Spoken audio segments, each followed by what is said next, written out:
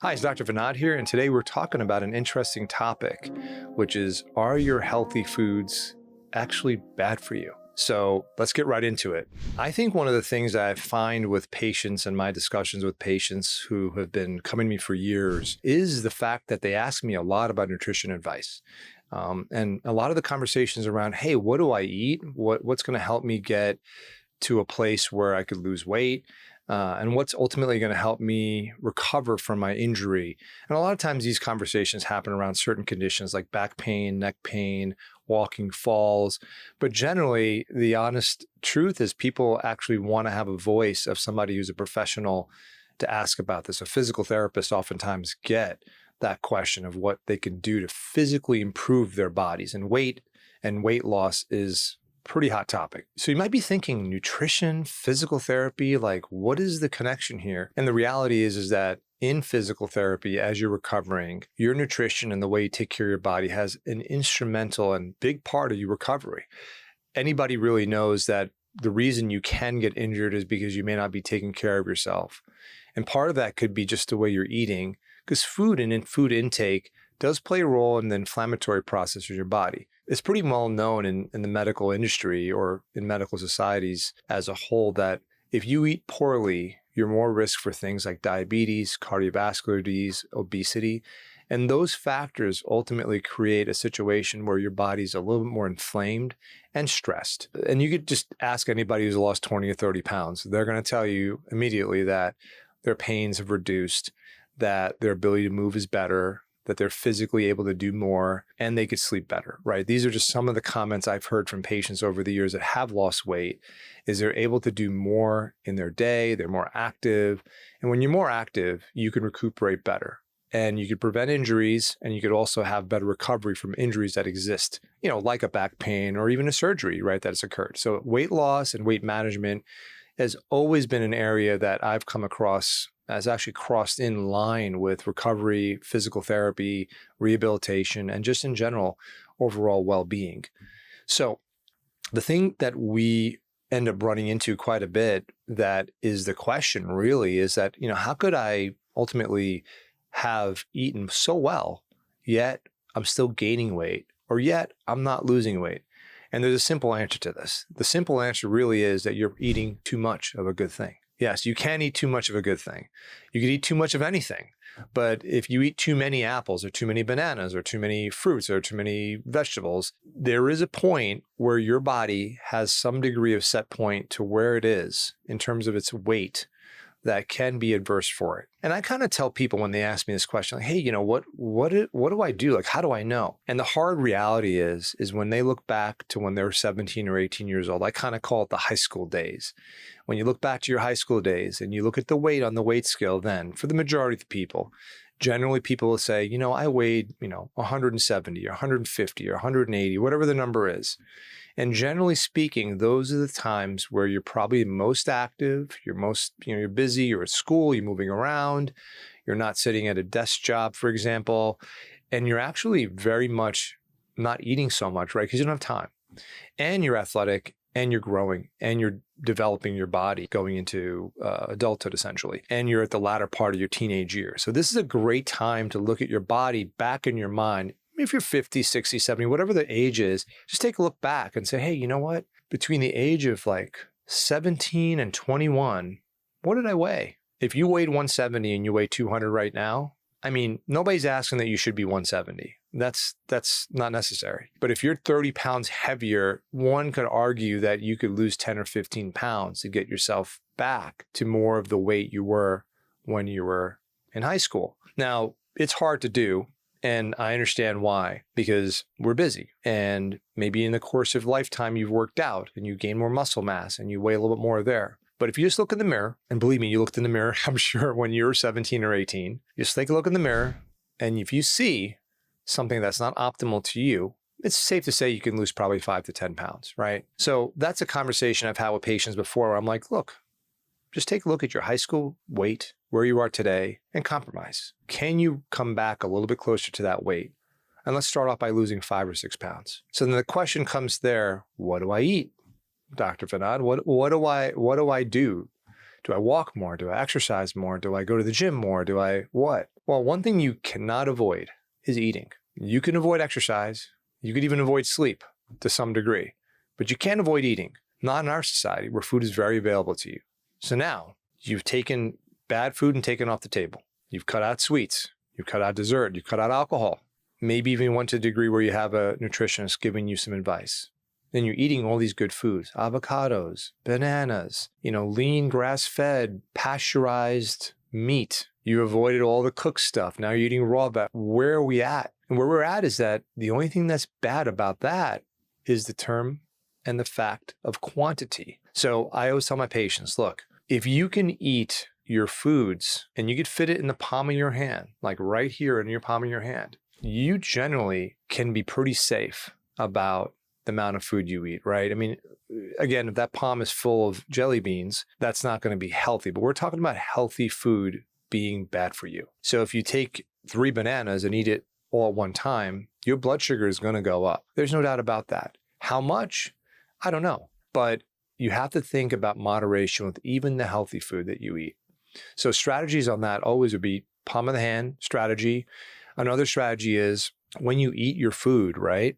And you're used to eating a plate that has whatever it has on it, trim it back a little bit. Just cut back the toast, right? If you have like a full toast, cut it back a half a toast. If you have a toast with avocado and an egg on it, that's healthy food. Cut it back a little bit. Have 3/4 of it or half of it and put the food on the side. Leave it there. Come back to it in 30 or 40 or 50 minutes. Chances are you'll get busy and you'll miss it and you come back to it and see it sitting there and you won't want to eat it. Now, I'm not saying you throw the food away and you waste food. I'm not an advocate for wasting food, but with modern technology, you could reheat it, you could eat it later, you could put it away and just revisit it again. Try to look at the way your body responds to a little less food.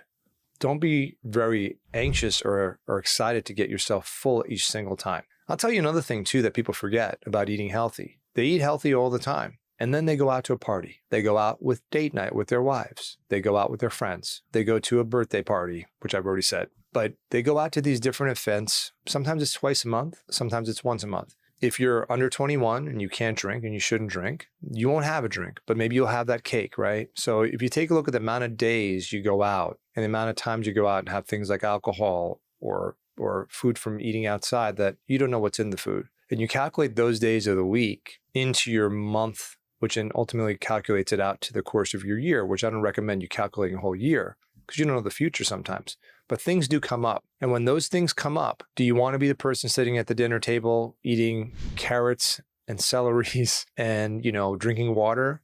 Or do you want to have a glass of wine and something, very flavorful that you'll enjoy? The reality is that you're going to probably want that. And if you're not one of those people that want that, you're in the minority. Because the majority of people, when they go out to eat, and there's plenty of places to go, they're going to want to embrace and enjoy that opportunity to just basically have the food they want. So when you look at the food you're eating every single day, although it's healthy, it's still caloric. It adds calories to your day to day. And each day goes in each day, which goes in each day. And then you have that one day or that 2 days where you're on vacation and you overeat or you overdrink or you eat healthy, but you overdo it because there's a new fruit on the block, right? Or you have that cake and you're not as disciplined that day. Well, you shouldn't be disciplined. Where you could be disciplined is just in your daily meals that you can control, right? So if you're home and you pack your food and you go out, you just control it. You make sure you don't have so much of it. And if you feel in your mind that you're eating a little too much for the day, just remember, you don't have to follow a pattern of eating every single day the same way. Today may be a little less active of a day. So maybe you have a little less food today. You do it conscientiously. If you have a day tomorrow where you're very busy and you don't feel like the urge to eat, but you start to feel a little bit hungry toward the end of the day and you've had a busy day, you can eat a little bit more. But just remember that there's another day tomorrow, right? So if you eat a little light tonight, it doesn't mean that tomorrow morning you're going to wake up feeling terrible because that's not how necessarily the body works, right? It's not that 24 hours means that there's a set cutoff point for your stomach or your brain. It's what you can control. So maybe the next day you have a little bit more, or maybe the next day a little less. The ability to manipulate what you eat, it always starts with just cutting back the quantity of food. So that's my encouragement for all my patients is that just, take a step back on what you eat. If it's a bagel with cream cheese, again, one could argue that's not healthy food. But let's just say that you consider that to be healthy for that moment. have half of it. And then right away, get right back into what your healthy food eating is. And when you eat healthy food, remember the healthy food that you eat, you don't need to eat a lot of it, because if it's healthy, it'll give your body plenty of nutrients and it'll help support its going forward in terms of what you're going to do for the day in terms of energy. And those foods are very easy to find, right? I mean, generally speaking, foods that are going to be more caloric, higher in fat, and in large volumes are going to be more detrimental to your health as a whole, right? Because your body, when you eat the food and you process whatever food it is, it doesn't always see the food as good or bad. It sees it as what it is, right? It's a sugar, a fat, a protein. It's easier to digest, meaning that it has just one ingredient like a banana or an apple or a piece of chicken, versus like a complicated pasta dish at an amazing restaurant, right? It has a number of things going on in what it's made with: butter, eggs, salt, this, that, and the other thing, right? So the more complicated the food is, the more your body takes time to digest it, and more partitioning of that resource of food to energy in the body. And does it store it? Does it use it? What time of the day it is? All that stuff, right? It's very complicated. It doesn't have to be that complicated. So the way to uncomplicate it is to take your healthy food and just cut it back a little bit, and be aware that by doing that, you're providing your body with good nutrients, good food, and also you're following it up with further good food, but you're not overdoing it, because you don't have to overdo it. Now, if you're starving or you have a medical condition, you're hypoglycemic, you have, different situations that come up medically, don't listen to my advice necessarily. It's you have to find what works for you. But what we learned back in school as a kid was that your stomach expands and shrinks with what you eat, right? So if you eat less, your stomach will shrink. And if you eat more, your stomach will expand. And there's a physiology about this that's very true. The stomach does actually shrink and grow with the amount of stuff that goes into it, right? So if you're consistently putting food into the stomach over and over again, it will get bigger. And when it gets bigger, it sends a signal to your mind, to your brain, telling you that you need food. So you want to adjust and change that habit or that physiology, and even that psychology of how you look at food and how you want to do it. So try it. Just try it. Take the healthy food, not the full avocado, half the avocado, and just take a big win on the fact that you've eaten half of it and you're still fine. And that's what you got to do. And manage whatever medical condition you have along with that, either being whatever it might be in terms of how food relates to that medical condition, right? So those are advices that I've given my patients in the past to really help make them understand that they're doing very good. They're eating very well, that I'm proud of them because they are actually caring for their health and giving it a really good shot. And they'll ask me questions about different things like, do I eat eggs? Do I eat beef? Do I eat this? And I always generally go back to saying that if you're going to eat those kind of foods, the ones I just mentioned, beef, eggs, whatever it might be, there's a category how much better it is than eating something that's very much not one-worded, right? If you have a food that you're going to eat that has 15 ingredients in it, I could pretty much assure you that name of that food is going to be more than one word. So if you start looking at food that way, and it's simple, you're already ahead of the game by looking at it. And the only thing you could really do there at that point is try to trim it back a little bit if you're not seeing your weight loss gains come into play. As you get older and as you get more into longevity for your life and your body will ultimately require less energy to support its functions. I mean, I'm just saying how it is with my senior patients that I've dealt with. They're not as active as they were when they're 18 years old. That's a fact. There are, I'm sure, some people that, are 80 right now and probably could argue that, hey, I'm more active than I was at 50 or even 25. I'm more active. I'm just have more time. I go for a walk every day with my wife. I'm et cetera, et cetera.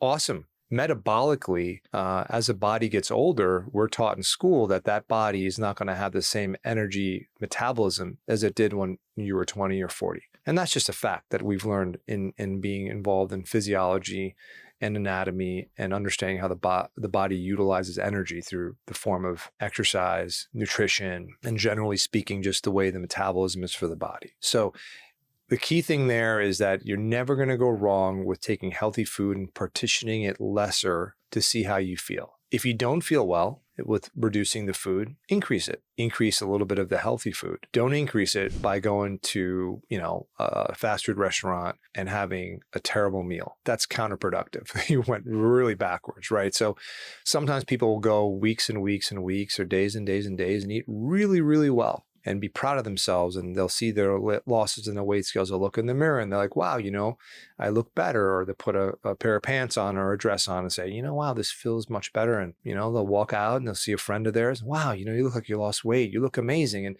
that immediate confidence boost should not be lined up with, let me slack off a little bit. You don't know. It's kind of insidious, right? You hear some feedback, you feel good, and you drive by and you go to the store and you see a muffin sitting there, just kind of came out of the oven from the bakery, and you're like, wouldn't be so bad. I'm doing pretty good. And then that muffin goes on. Have a program. Have something that you can lean on that is consistent. And when people say to you, you look great, or the scale shows your belt buckle is a little less, or your dress is better, be proud.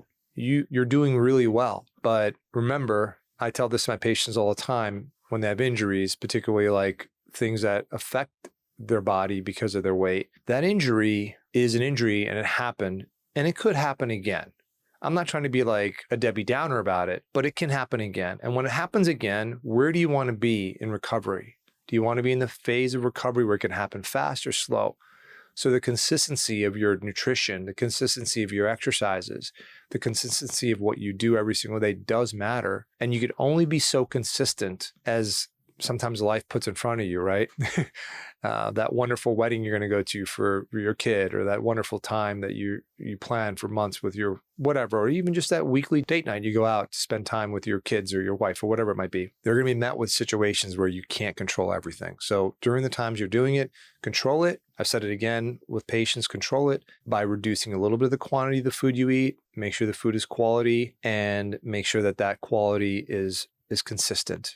And that quantity also is consistent. If you do those things pretty well over time, and I'm talking months and years, I'm not talking about a few weeks, and you push the scale aside and you push all these things aside, you will see a difference and you will see an improvement. And soon, with those changes comes those conversations with your doctor. Can I reduce the medicine? Is my cholesterol better? Is my blood sugar better? I'm doing these things. And when you go to the doctor, one of the best things I hear from physicians and friends who are physicians is when those patients go to the doctor and say, look, I've done these 10 things to reduce my lifestyle risk. And of those 10 things, I've done those 10 things for the last 6, 8, 10 months. 3 months is good. Anytime you tell a doctor that you've done something for more than a few weeks, I think they're going to be very happy. But most physicians that want your health to be better, it's music to their ears to know that you're taking control of your health. So oftentimes doctors get a bad name for prescribing medicines and all that, but they're doing the best they can to help you. Actually, they would do it much, much easier, much better if you came to them and said, look, for the last year, I've been doing this program and losing weight and watching out what I eat and the quantity of what I eat. And this is the results I've gotten. Music to our doctor's ears. Music, music, music. It's a great thing. And for physical therapists like me and other physical therapists I could speak on their behalf as well, it's awesome to be able to see patients recover, not just their physical injuries back, but to speed their recovery along. And if you see them again in the course of your clinical experience, to see I'll tell you, like I've seen patients come to me that's lost weight, look amazing, and they're feeling great. They got a different condition, a shoulder problem, whatever, ankle problem, whatever it might be. And the first thing we always say to each other is, wow, you look great, you lost weight, right? It's a thing that we always talk about with them. And it's a very proud thing because we know in healthcare, especially when you're dealing with the physical body like we do as therapists, that one factor makes a big difference in recovery and makes a big difference in the patient actually doing their exercises and being more functional. And those things actually go a very long way in their survival, but also in the ability for them to do things that will prevent other injuries coming back. We want to prevent injuries as physical therapists. I mean, we got one. If we got you in front of us, there is an injury there or a physical problem that we're dealing with. But ultimately, we want to prevent you from having it again. It's part of our job. And this is a big part of that. So again, in summary, good food is great for you, but can be bad if you eat too much of it. And I think that's the thing we want to do, partitioning your food, timing, control, looking in the future of what can be done, what your events are coming up, dinners, etc., vacations, planning well, and really taking pride in looking at it. And don't look at it week to week, even month to month. Take a look in 3 months, 6 months, see what progress you've made. Make notes of those progress. Make a, write down to yourself, on a journal or whatever, what foods you're eating, what foods you've done differently and so forth, and be consistent. And if you're consistent with it, no matter what you say, you're going to get better weight management and weight control, and you will do better overall. So that's my advice to you. I wish you a lot of good health on that matter. And this is Dr. Vinod. I'll see you next time.